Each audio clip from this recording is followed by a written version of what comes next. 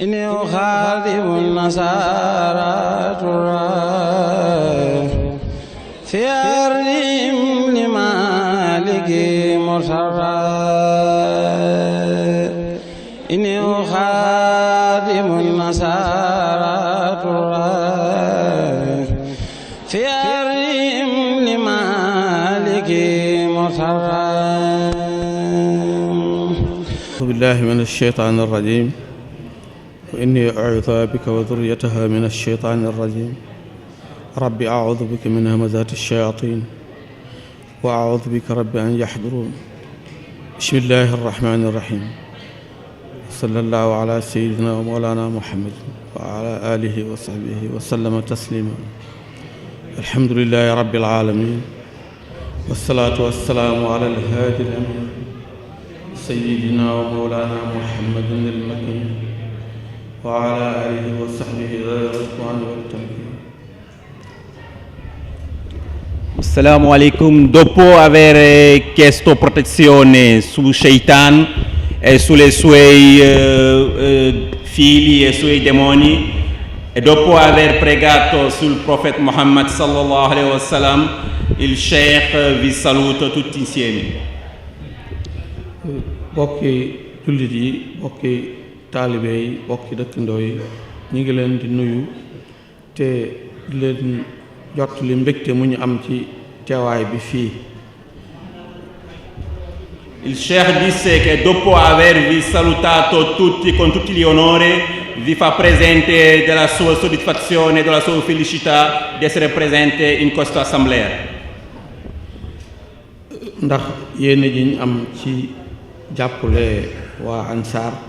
ba lépp lu ñuy def rek suñ fa mënee teew ñu teew fa buñ ko mënuti ñu dugal ci suñu loxo jàppale leen. Perché lui dice che la voglia e la volontà che c'ha per aiutare questo lavoro di Ansar, anche se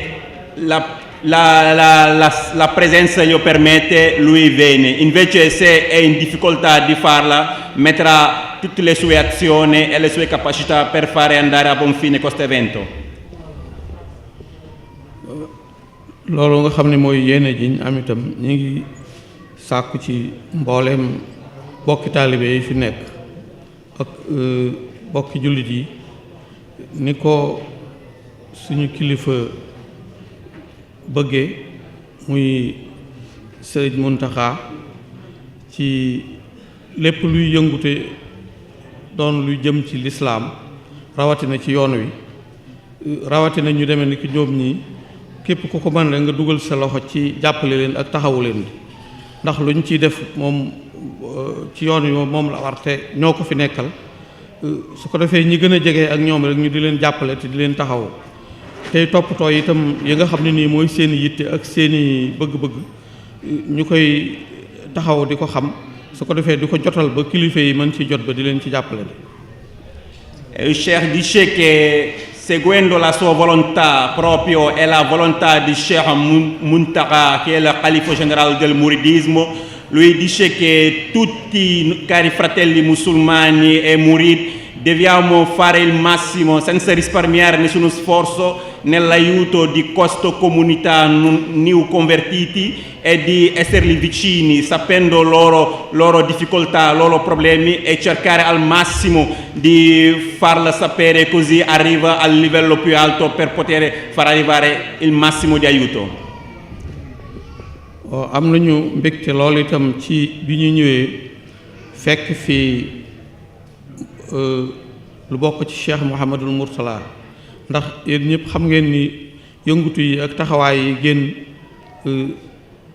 lépp ci moom la ñu ko wéeroon bi mu demee ba ki wuti fen njabootam ñoo yore loola kon lépp lu ñuy def ci bitti bu dee fu ay julli di dajaloo ak taalibe yi bu fa lu bokk ci moom nekkee rek loolu day daal di doon lu rafet nekkit loo xam ne nii day daal di tege ci kaw dëppoo ak ndigal ndax ginnaaw sëriñ Mourtala lépp ci sëriñ Maamoor lañ joxoon ndigal loolu mu féetewoo ko kon bi ñu ñëwee fekk fi li bokk ci Cheikh Mouhamadul Mourtala loolu am nañu ci mbégte lool. dama amoon naroon sax fa su ma nuyoo rek jox leen su ko defee li may war a wax ñoom ñu wax ko ndax sart bi gën a mat waaye ñu joxaat ma ngànt waaye ñi ngi rafetlu teewaay bi lool ànd ci xel mu dal itam bi mu ñëwee fekk leen fi rek la sama xol sedd ndax comme murit moom ndigal rek te comme ndigal li ci wàllu googu la féete lépp lu fi yëngatu buñ ca laalee rek sartum ndigal ba mat na la. E lui dice che la sua felicità è ancora più alta per il semplice fatto che arrivando qua ha trovato qua il figlio di Sheikh Murtala Mbacke e sappiamo benissimo la posizione di Sheikh Murtala Mbacke, non ha risparmiato nessuno sforzo tutta la sua vita durante per far andare avanti il lavoro dei new convertiti in Europa. E lui dice che come lui, essendo un talibè, non volevo neanche parlare, ma come un ndigal è arrivato da loro, lui ha solo provato a effettuare questo ndigal, quindi di dare 2 parole per dimostrare la sua testimonianza e la sua grande felicità per il buon uscito di questo evento. ginnaaw bu loolu jàllee muy nuyoo bi damay soññaat sama bopp rek di dénkaat sama bopp di dénk bokki taalibe yi ci ñu gën a góorgóorlu ci jàppale suñu bokk yi ndax am na ci loo xam ne nii noo ci war a taxaw jëmmi ñi nga xam ne nii ñooy bokki taalibe yi ñuy jaare ci ñoom itam am na soññ bu ñu leen di soññ ndax su fekkee da ngaa nekk ak nit mu ànd ak yow bëgg gee ànd ak yow waral mu bàyyi fa mu nekkoon ñëw fekk si la ci li nga nekk dafay daal di nekk aw sas ci nga war ngaa góorgóorlu ba mu bañ laa man gi mooy jaral nga ko mu bàyyi li mu nekkoon ñëw dugg si ci li nga nekk boo sàgganee ba mu gën laa xam li nga nekk wala nam cay doxee mu gën la caa dox loolu kersa la ak dellu ginnaaw may soññi sama bopp ci wàllu googu di ci soññ itam ñi nga xam ne nii ñi ngi nekk ak ñoom ñuy góorgóorlu tey bàyyi xel ci ni yoon wi ñu nekk fañ nekk kenn ku ne fa nga nekk ci yoon wi yaa fa teewal sëriñ bi yaa fa taxawee taxawaayu yoon wi loolu nag dafay tax ba maanaam képp koo xam ne nii ñëw nañ ànd ak yow àtt na bàyyi fañ nekkoon ñëw fekk si la ci fi nga nekk waroo sàggan ba ñu di la man ci la ñuy def wala ñu di la ci ëpp yitte foofa ñi nga xam ne nii ñoo nekk ak ñoom te ay góor maa ngi leen di soññ foofu ndax ay tawat yu bari day egsi ci man yuy jóge ci ñoom ñu dikk di ma ko tawat ngir bëgg ñu soññal leen góor ñi ba ñu gën a yokk seenu dox ci wàllu diine ak ci wàllu yoon wi. E dice che si raccomanda a se stessa e raccomanda a tutti di non risparmiare nessuno sforzo nel livello del comportamento, perché lui dice quando una persona grazie alla tua persona entra nell'Islam tu devi essere come un esempio, una figura di riferimento, però è proprio vergognoso che soprattutto una donna che si sposa con un musulmano e riesce a superare lui e anche i nuovi arrivati riescono a superare voi, quindi questa è una vergogna che tutti dobbiamo evitare. E soprattutto per la gente che hanno sposato delle donne, lui ha detto che gli arrivano sempre dei messaggi, dei malcomportamenti, dei difetti di comportamento che fanno i mariti ai loro confronti, e questa è una vergogna per un musulmano, perché lui dice che un talibè murid in qualsiasi luogo che tu sia, in qualsiasi posizione che tu sia, tu devi essere un esempio perfetto per tutti gli altri che guardano l'Islam attraverso te. E un comportamento di un musulmano è proprio di rispettare i precetti della religione per non dare un cattivo immagine per tutti noi musulmani della comunità murid. loolu mooy li jëm ci ñi nga xam ne nii ñooy mbokki taalibe yi nekk ak suñu mbokk yu jigéen yi jëmmi taalibe yi nga xam ne nii ñoo fi nekk itam te nekk ci daayira yi ak barab yi ñoom it maa ngi soññ sama bopp di leen soññ ci ñu gën a xaw a yokk seen loxo ci gën leen a jàppale. mel na ni sëñ Mamor bi mu fi ñëwee ci yoonam bi mu fi ñëwee am na soññee bu mu defoon foofu sax bëgg nit ñi gën a yokk seen loxo ci jàppale ñiy yëngu ci wàllu daara ak ñiy yëngu ci wàllu xam-xam te ñoom dara jiituwu leen ci bari na lu ñuy def loo xam ne nii lu baax lay doon nekk farata waaye jàppale leen ak yëngu ba jëme ci ñoom mooy gën a farataa loola ndax loo xam ne nii soo ko deful dina mën a am keneen ku ko def ak loo xam ne nii soo ko deful kenn du ko def looloo li nga xam ne nii boo ca taxawul keneen du ca taxaw ca loola moo gën a farataa sëriñ Mamour junjoon na ko ci bi mu fi ñëwee léegi da ko junji def na ca sax ab leeral waaye warteef la ci ñun ñi ci des ñuy gën di leeralaat loolu ak di ci gën a soññee ba jëmmi taalibe yi daal gën a yokk seen loxo gën a yokk seen ñi ngi leen di taxawu sax ndax ñi fi nekk ñëpp seen yitte tax ñu bàyyi seen yitte ñëw toog fi yittey ansaara tax ñu bàyyi seen yitte ñëw toog fi waaye nag damay soññ sama bopp rek leen soññ ñu gën koo yokk gën leen a taxaw te gën a jàpp ni daal ni ko sëñ Maam Mor waxee rek ne la demee seen mbir daal ci liy gën a itteele la te gën a farataa ci yoon wi ndax yéen ñi nekk fi nekk ak ñoom bu ngeen leen taxawut ña sori nekku ñoo ñoom duñu leen mën a taxaw te leneen li ngeen di def bu ngeen ci nekkee ñu ne ca bu ngeen ci newutit ñeneen mën na caa nekk loolay dox de te lii moom yéen ñi ne fii rek yéen ci mën a yëngatu mu dox de kon maa ngi soññi sama bopp foofu te lañ ci gën a soññaat. Mi dice che sempre rimanendo sulle raccomandazioni, dopo quelli che hanno sposato delle donne neomusulmani, lui sta parlando direttamente adesso con i talibi e con le daira, perché lui dice che è un fard, nel senso è un dovere, un obbligo che tutti i talibi non risparmiano nessuno sforzo per aiutare questi nuovi convertiti, perché lui dice che ci sono dei doveri che se voi non lo fate qualcun altro lo fa, se voi lo fate o che qualcosa che se non lo fate non c'è nessuno che lo fa, e questa gente hanno bisogno di assistenza, sapendo che se noi non ci mettiamo la volontà, la capacità finanziaria e fisica per aiutare, non saranno quelli che vengono dall'altra parte per aiutare. E lui dice che quest'anno, quando Serigne Mamour è venuto qua a fare la sua tournée, ha insistito ancora su questo fatto che è ora che tutti i talibi e tutti i daira cominciano a impegnarsi e mettere tutta la loro capacità e la loro forza per aiutare questa comunità, a aiutarla a crescere, perché qua purtroppo siamo in un paese, diciamo, dove l'aiuto e l'assistenza per questa gente non c'è, quindi siamo solo noi che possiamo farla e per farli arrivare alla conoscenza e al livello che vogliono avere, perché lui dice che Serigne Mamour ha insistito anche sulla creazione dei dara, dove si può imparare e studiare la religione, e tutte queste cose lì siamo solo noi che possiamo farle, nessuno non verrà dall'altra parte o non viene dal Senegal o da fuori per continuare queste missioni. waaw loolu rek mooy kàddu yi ñu bëggoon a jottali bëggoon nañ mu gën a kii sax waaye waxtu wee xaw a xat ñu dellu santaat bu baax rek te gën a tënkewaat rek ci ndigal yi nga xam ne nii moom la ñu kilifa yi di digal gën cee góorgóorluwaat bu baax a baax loolu nag mooy kàddu yi ñu doon jottali léegi wàllu lu demee ni ki luy gën a yokk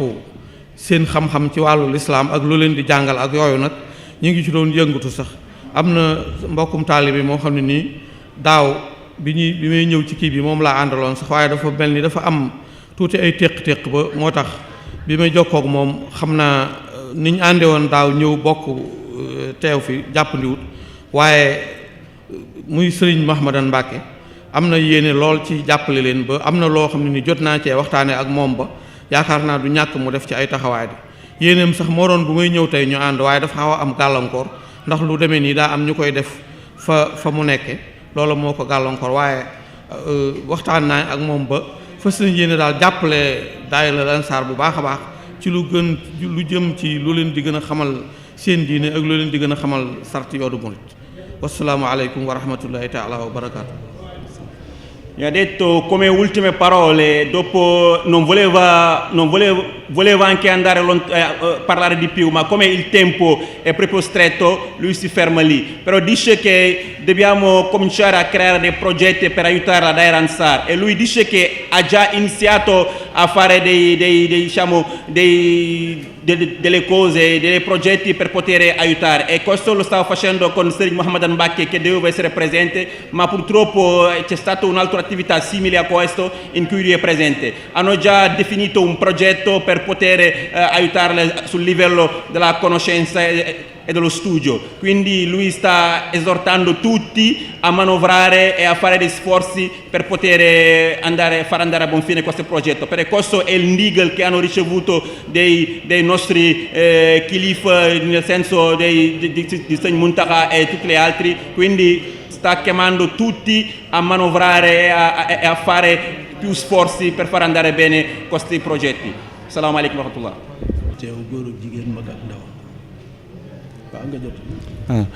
Allora, lui dice che sta salutando tutta l'assistenza, sta salutando uomini e donne.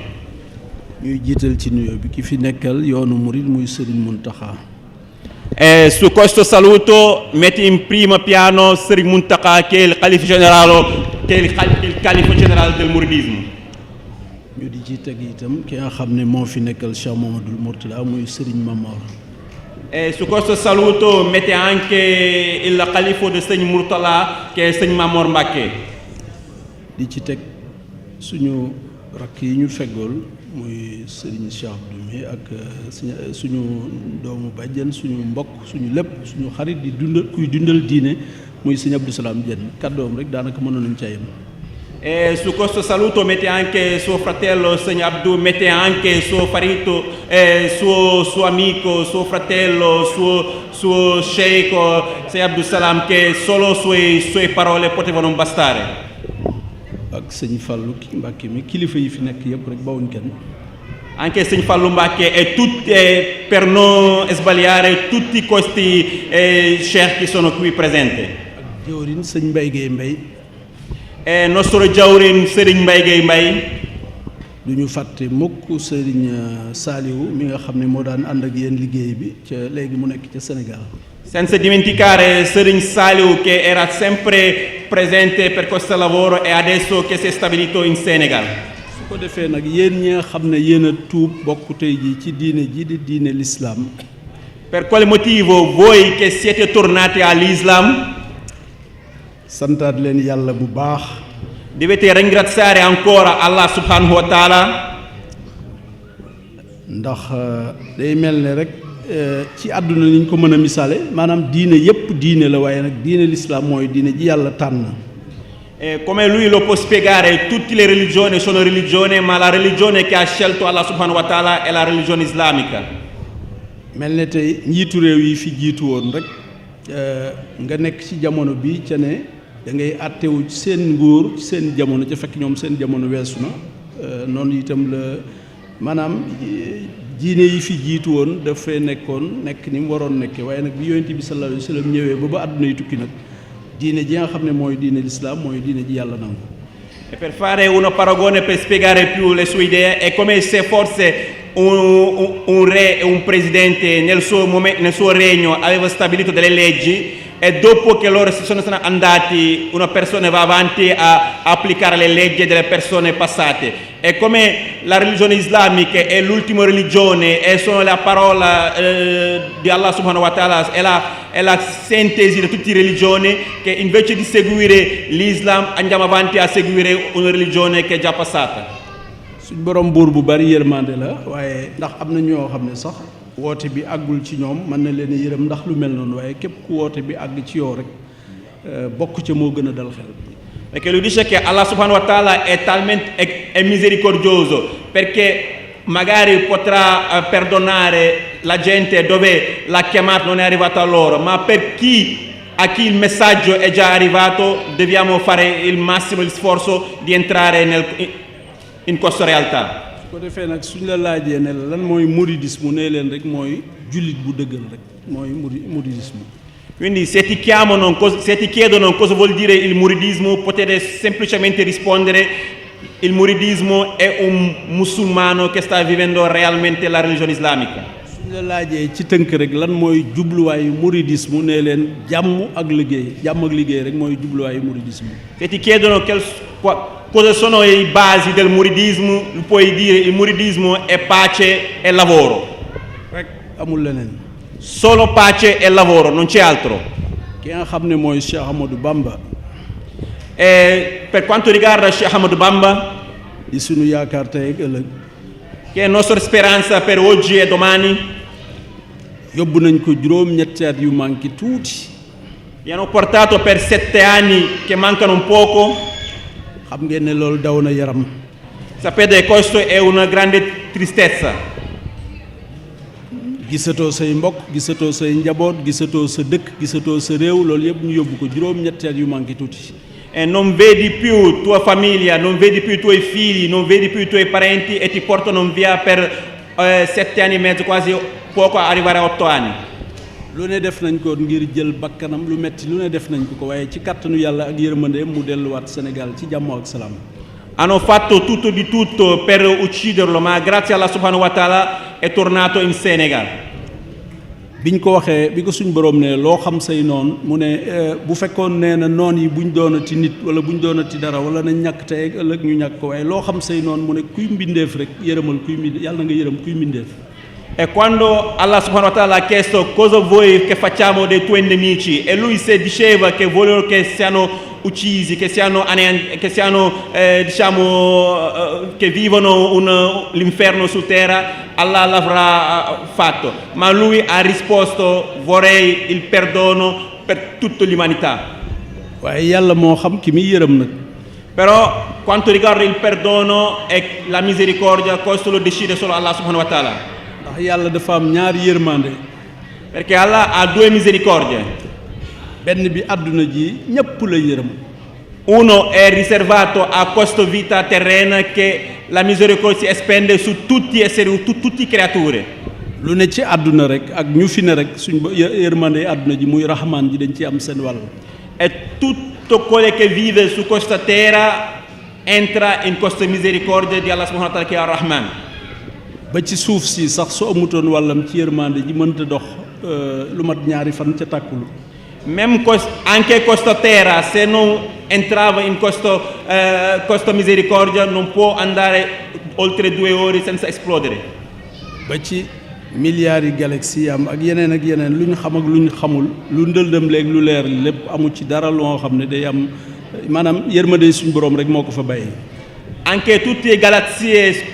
su quali viviamo, non può essere uno che può andare avanti senza la misericordia della subhanahu wa ta'ala. waaye yërmande ëllëg ji nag muy rahim ji maanaam yërmande ëllëg ji muy yërëm ñi ko gëmoon ci jaamu ko nag moom ñi ko gëmoon ci jaamu ko rek la ko dencal ci booboo ëpp solo. Ma invece la misericordia che ci aspetta all'aldilà, ci entreranno soltanto quelli che credevano a Allah e che lo stavano pregando. yàlla nañ ci yàlla boole. Che Allah subhanahu wa ta'ala ci fa parte di questo gruppo. mu mel ne jaam bi. È come se la creatura, essere umano, yëg gi muy yëg yàlla.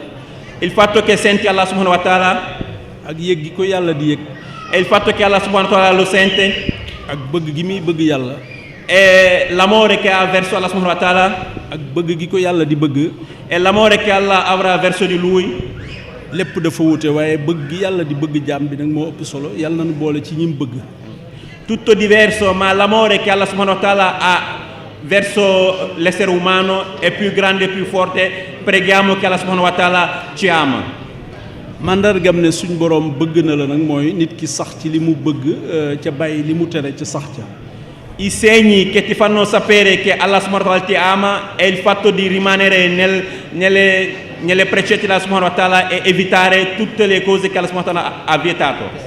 kon yàlla nañu ci yàlla saxal.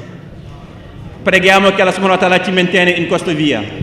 buñ doon wax suba ba fii ba suba sax loolu rek mooy tënk bi maanaam fexe ba góorgóorlu ci li ñu yàlla digal bàyyi lim ñu tere mooy mbindi ku baax ka di Xaadimu Rasuul ñu fexe gëstu ko xam lim ñu wax ñu jéem koo jëfe lim ñu tere itam ñu bàyyi ko loolu rek moo am solo.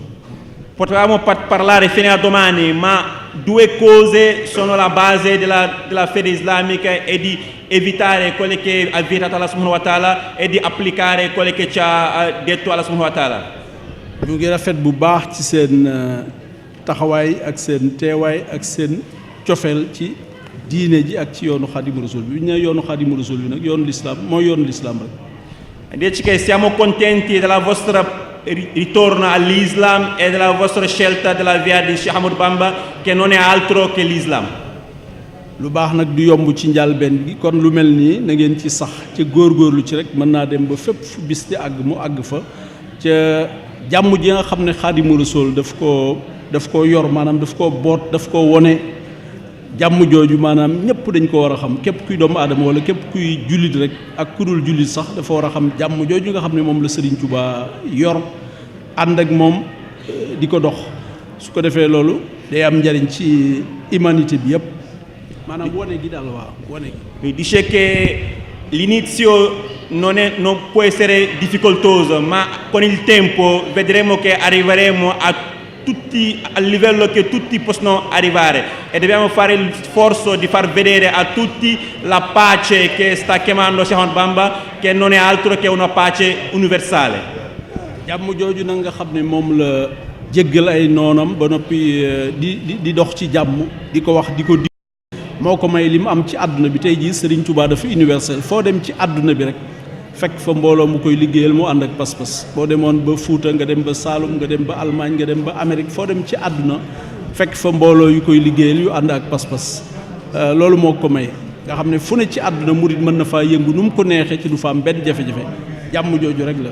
waaw. Perché lui dice che oggi la voce di Cheikh Ahmadou Bamba è arrivato dappertutto nel mondo, in Asia, in America, in Africa, e questo non c'è altra cosa che gli ha dato questa possibilità, soltanto la pace che ha verso tutti gli esseri umani, la pace che c'ha verso tutta l'umanità.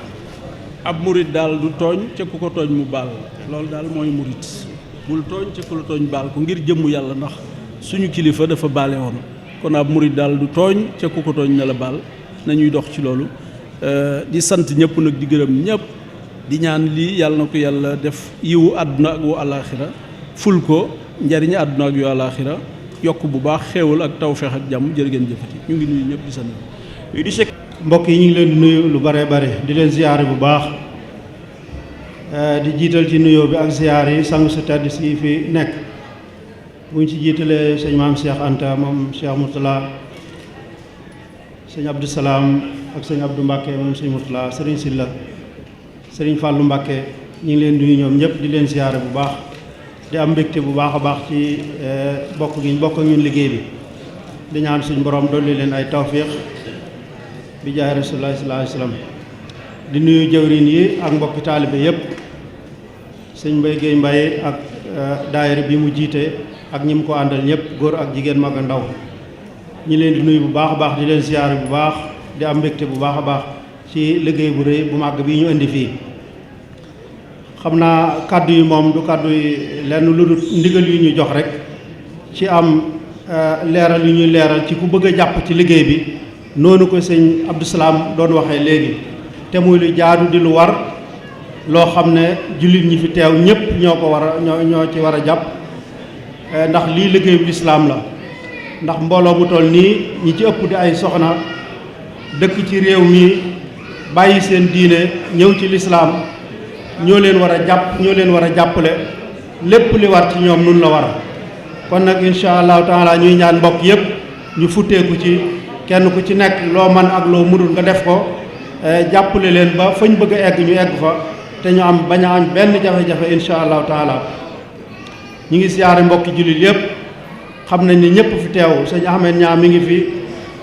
teewal fi lépp lu bokk ci kër Cheikh Ahmad Tidiane yi sëñ Abdou Salaam Kebe mi ngi ci yoon itam moom itam mi ngi ñëw kon dañ leen doon xamal rek lii ñoom ñoo ko liggéey genn xasida la guñ liggéey traduire ko en italien muy kun kaati man nga xam ne ngànnaayul ñëpp la ngànnaayul rawatina kuy jàng yoo xam ne boo ko jëfandikoo incha allah fu nga bëgg a egg da nga fa egg ñoo ko traduire en italien di ko wecc ko 2 euro kon bokk na ci xeet yiñ mën a jàpp ci liggéey bi incha allah.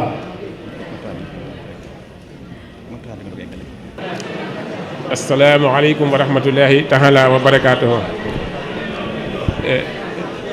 mbokki taalibe yi ngir jëmmi Serigne Touba ñu dégloonte tuuti ngir jëmmi Serigne Touba te xam ne li ñu fi dajale kenn ku ne mën nga fee taata ne yiw woo xam ne dana la fekk sa biir bàmmeel loo xam ne da nga koy taata mën laa fekk sa bàmmeel war nga see mën a bàyyi xel te xam ni nga koy taata bi cari fratelli e sorelle vi saluto, ringraziamo tutti quanti voi, tutti quelli che venuti oggi per assistere al nostro evento, il Magal della Daira Ansar. Volevo solo fare un piccolo messaggio per i fratelli e sorelle musulmani, ma soprattutto i senegalesi. Sappiamo che oggi, grazie a Dio, Allah subhanahu wa ta'ala, stanno celebrando il nostro 9° Magal della Daira Ansar. Ringraziamo tutti i fratelli della Federazione Cheikh Ahmadou Bamba di Veneto. Volevo solo. salaamaaleykum mbooloo mi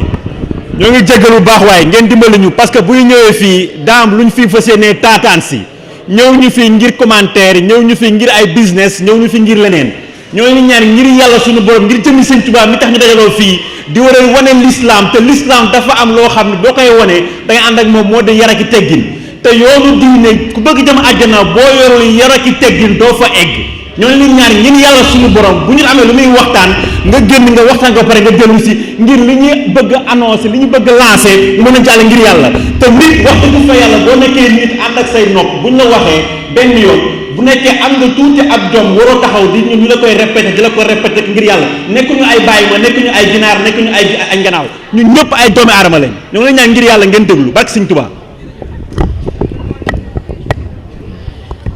Grazie fratello Ousmane, speriamo questa giornata noi tutti quanti noi abbiamo venuto solo per cercare la benedizione di Allah subhanahu wa ta'ala e sua misericordia. Speriamo, inshallah, dopo ora 23 dobbiamo finire questo programma e volevo fare un breve messaggio in Wolof per cari fratelli senegalesi che devono capire questo lavoro della Daira Ansar non è un lavoro che deve limitato solo con i membri della Daira Ansar, ma io dicevo sempre questa è una missione dell'Islam, perché i fratelli e sorelle italiani che hanno lasciato la loro religione e hanno tornato dall'Islam dobbiamo capire ognuno di noi se vive una situazione il momento più difficile nella sua vita ha bisogno di parlare con i suoi genitori o bisogno di parlare con i suoi fratelli o sue famiglie. Invece i nostri fratelli italiani musulmani qualsiasi problema che hanno non possono condividere questo problema con i loro genitori nel livello religioso. Questo dobbiamo capire una mancanza che loro si vivono per sempre. Per quello che noi musulmani dobbiamo capire che loro nuova famiglia deve essere noi dobbiamo cercare sempre di dare una grande appoggio per portare avanti la loro conversione nel migliore modo. maa ngi jégalu nag mbokk yi xañ na bariwul lu ñu may gis ma taxaw di jël kàddu waaye xañ na yéen a jópp sax moo ko waral tey ndax li ñuy gën a bëgg mooy di des ci ginnaaw mbooloo mi ndax dañuy wax toujours ne liggéey Sëñ Tuubaa bi moom li ci ëpp solo rek mooy la nga say def nga seetal ko Sëñ Tuubaa waaye amul solo nit ñi di ko xam li tax ñu jël kàddu nag liggéey bi mbokki taalibe yi ko seq te suñu borom dogal muy mbooloo mu tuuti moo xam ne ñooy ciy jaayante ginnaaw bu ñu santee mbokk yi ñu ko fekk ñu ànd ak ñoom di ko def ñu bëggoon kenn ku nekk li ñu yéene suñu bopp rek moom lañ la yéene ndax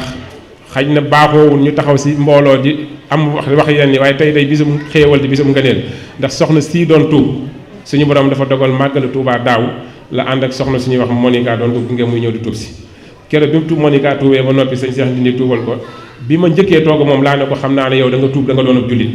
mu ne ma yaakaaruma ko suñu borom dogal muy màggal Tuubaa gi jàll boobaak léegi sëñ bi suturaal ñuy jokkoo ci téléphone yi di waxtaan ba fan yii mu xamal ma ne dafa jóg bis doon sotti message yi nga xam ne waa Daayira Ansar dañ ko doon def waaye mu am ci ñetti fan di ko sotti néeg bi mu toog dafa toog bi ci yàgg benn lu mel ni loj koleñ boo xam ne mosu koo xet bi mosu koo gis dugg ci néeg bi nee bi mu toogee fekk dafa amee ndiglu yu metti suñu borom dogal it mu toog mel ni dafa am lu ko jaare ginnaaw systémaale ko ndigg li ba fii nee na yëgatul ndigg luy metti waaye nee na jëmm jim jàpp ne moom la ko xelam jox mooy sëñ Mountakha kon loolu ñu war a xam ne kon Sëriñ Touba li mu bëgg li mu waxoon si inni uxaatibul nasara tura ñun bu fekkee ne ñun yaafus nañu ba defuñu ko ba sëriñ bi tey di ñu ginnaawoon di demal boppam si ñi war a tuub kon jàpp naa ne liñ Sëriñ Touba doon defloo mel na ni dañoo fàyyi si mission boobu kon soxna si ginnaaw yàlla mën nañ ne du kenn si ñun koo xam ne ndax yorul borom kër te suñu borom dogal na du gone mag la te ay mi ngi ñaari doomam yoo xam ay mag lañ kon kooku bu ñu demee tey mën nañ ne la jot si xolam ba indi ko mën nañu Sëñ Tuubaa la ndax man mosuma teg sama tànk këram si téléphone rek lañ daan déggante bii mooy suñu ñeenteelu yoon ñuy door a gisee ñetteel bi moo nekkoon bisu xasida yi te jàpputoon a ñëw fii moom le 22 la ne woon dana dem si bisu xasida waaye du ñëw fii ginnaaw yàlla ñun li ñu gënoon tax a dem si bisu xasida yi mooy ngir moom doon sàkk mu ñëw fii ndax amoon nañ yëg-yëg si ne bu ñëwee fii dana tuub bi ñu ñëwee ñu toog waxtaan ak moom sañu borom dogal mu nangul ñu ne dana ñëw ba bërki dem bi ñu déggantee laa ne ko foo toll mu ne ma sama biir de pare naa waaye nag xam naa bu ma demee ba sa barab ba maa ngi xool lu ma fay yëg mbax moo may tuub loo wala déet ma ne ko xam naa ne da nga tuub ndax li tax ma gëm ne da ngaa war a teew si bés mooy damaa xam ne da nga tuub moo tax ñu siy sant Sëñ Tuubaa loolu it li si indi firnde mooy Cheikh Mouhamadou Mourtala góor yàlla mi nga xam ne lii lépp tey moo ko sabab yàlla suñu borom dafa dogal ñu gént ko gis ko ñu toog si mbooloo seen ko muy dox di ñëw sol lu weex tàll maa ngi yor benn fooy nii sama loxo wallaay asim bi ma ñëwee ba nuyu ko dama ne ko Mbàkke day jox ko kayit bi mu xool ma ne ko tubaab yi tuub dugg si lislaam seen tur lañ bind si kayit bii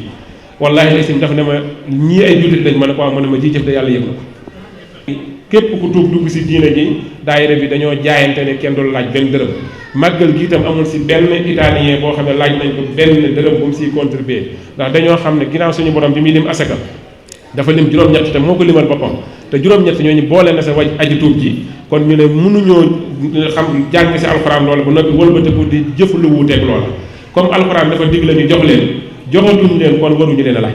kon moo tax fukki at ak ñeent ansaar am na ko waaye du benn italien bu mën a taxaw ne waa daayira ansaar mos nañ maa laaj benn dërëm weer wala at du màggal ji daaw 5000 euros def nañ ko si bilan